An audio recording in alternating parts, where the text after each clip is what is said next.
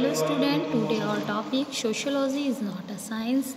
We discuss about nature of sociology. हम nature of sociology समाजशास्त्र की प्रकृति के बारे में पढ़ रहे थे.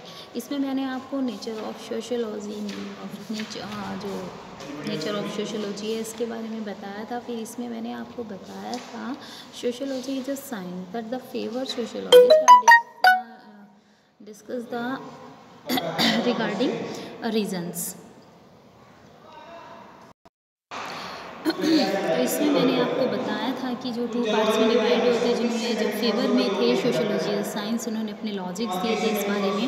And second other group is not a favour sociology is a science, they group they explain their logics.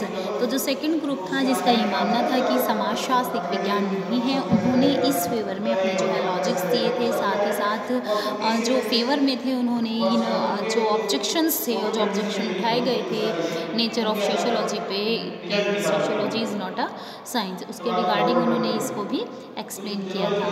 तो इसमें हम देखते हैं आप some objections against the scientific nature of sociology. समाजशास्त्र की वैज्ञानिक प्रकृति के विरुद्ध कुछ आपत्तियाँ.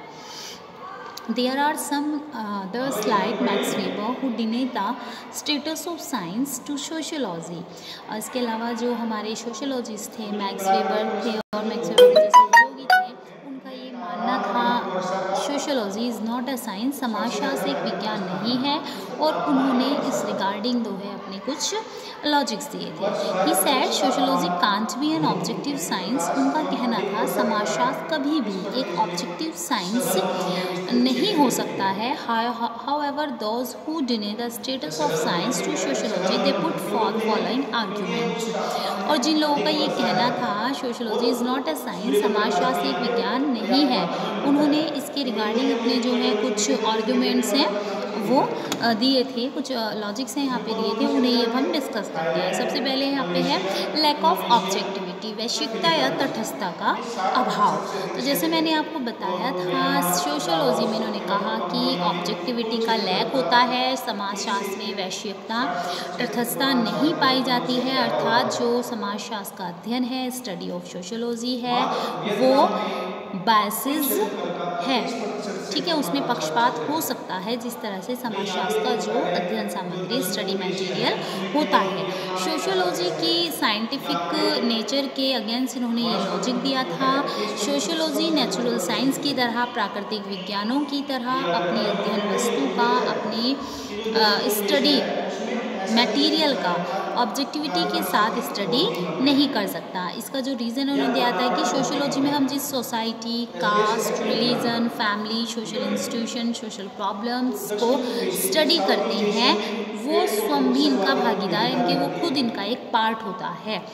और इन सब के वस्तुनिष्ठ अध्ययन से उसमें जो है आप कहेंगे कि उसका जो इंटरेस्ट है, उसका रुझान, वो सब चीज़ें कहीं ना कहीं उसके स्टडी मटेरियल को इफ़ेक्ट करता है. फिर इसका एवल्यूशन है, मूल्यांकन दिया. उन्होंने कहा कि वैश्विकता या तटस्थता जो ऑब्जेक्टिविटी होती है, जो नेचुरल साइंस में पाई जाती है, उतनी सोशियोलॉजी में नहीं पाई जाती. ये सही है, बट इसका मतलब ये नहीं है कि समाजशास्त्र में वैश्विकता का अभाव है तो हम इसे साइंस नहीं कह सकते. ठीक है, हम नहीं कह सकते कि भाई sociology is lack of objective, then we can not say the science sociology is a science. Sociology ने खुद बहुत सारे ऐसे मेथड्स को डेवलप कर लिया है जिसकी हेल्प से वो जो पर्सनल बायसेस हैं उन्हें स्टडी करने से उसमें बैरियर के रूप में वो नहीं रोक सकते. सेकंड है लैक ऑफ एक्सपेरिमेंटेशन, ठीक है, यानी कि लैक ऑफ प्रैक्टिकल लैब. ठीक, इसमें कहा था कि सोशियोलॉजी में जो है एक्सपेरिमेंटल प्रयोगशाला नहीं होती, लैब नहीं होती है. ये इसमें लॉजिक दिया है इन्होंने, जबकि ये मानना कि जिस तरह प्राकृतिक विज्ञानों में, नेचुरल साइंस में, केमिस्ट्री में, बायोलॉजी में अपनी एक लैब होती है और इसमें लैब नहीं होती है, इसलिए हम इसे साइंस नहीं कह सकते. फिर इसका एवोल्यूशन हुआ, इसमें सोशियोलॉजिस्ट ने कहा कि हाँ ये सही है, सोशियोलॉजी के पास अपने जो है एक नेचुरल साइंस की तरह एक बंद कमरे की लैब नहीं होती है. लेकिन इसका मतलब ये नहीं है कि सोशियोलॉजी के पास कोई लैब ही नहीं है. सोशियोलॉजी की जो लैब होती है वो होल वर्ल्ड है, संपूर्ण जो समाज है, संपूर्ण समाज, whole society is the lab of sociology. समाजशास्त्र की प्रयोगशाला होती है. सोशियोलॉजी में हम स्टडी करते हैं society, social relationship, social institution, family, marriage, सब चीज़ें जो हैं आपको सोसाइटी में देखने को मिलेंगी।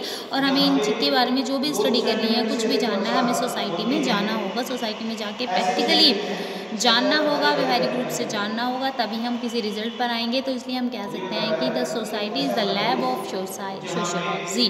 ठीक है, समाज जो होता है वो समाजशास्त्र की लैब होती है। लैक ऑफ प्रेडिक्शन, भविष्यवाणी का अभाव। तो इसमें इन्होंने कहा कि जो एक साइंस का मेन एलिमेंट है वो प्रेडिक्शन है, और जब प्रेडिक्शन कैपेसिटी नहीं है सोशोलॉजी में, तो हम सोशोलॉजी को साइंस नहीं कह सकते हैं। इस कमी की वजह से समाजशास्त्र एक विज्ञान नहीं कहलाया जा सकता है, क्योंकि समाजशास्त्र में प्राकृतिक विज्ञानों की तरह भविष्यवाणी करने की क्षमता नहीं है, ऐसा इसके जो अपोज में थे उन समाजशास्त्रियों ने कहा है।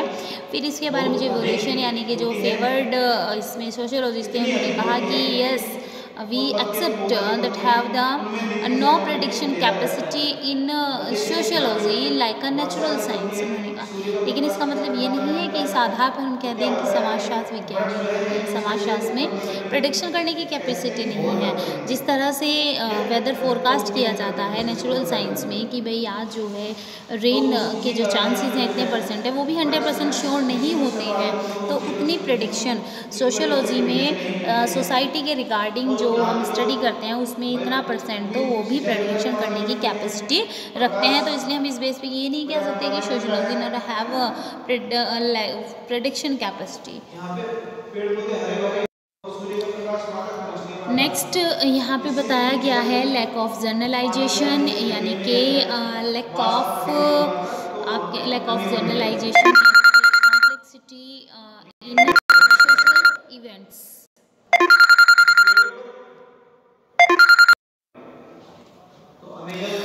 लैक ऑफ जनरलाइजेशन यानी कॉम्प्लेक्सिटी ऑफ सोशल इवेंट। तो इसमें इन्होंने कहा है कि जो सोशल इवेंट होती हैं, सोशल इवेंट सामाजिक घटनाओं, जिन घटनाओं को हम सोसाइटी में स्टडी करते हैं, उन घटनाओं में बहुत ज़्यादा कॉम्प्लेक्सिटी पाई जाती है। और सामाजिक घटनाओं का जो हम स्टडी करते हैं वो बहुत ज़्यादा कॉम्प्लेक्स होती हैं, बहुत ज़्यादा टफ होती हैं, उसमें वो बहुत ज़्यादा उलझी हुई होती हैं, और उसमें बेसिकली किसी एक की इम्पोर्टेंस को डिसाइड करना बहुत ज़्यादा मुश्किल होता है, क्योंकि इसके पीछे अलग अलग कारण हो सकते हैं। जो भी सोशल इवेंट है, कोई भी घटनाएं हैं, कोई एक रीज़न उनके पीछे बेसिकली नहीं रहता है। तो इस सिचुएशन में भी जो है सोशियोलॉजी जो है साइंस नहीं हो सकता है। तो इसका एवोल्यूशन जो दिया है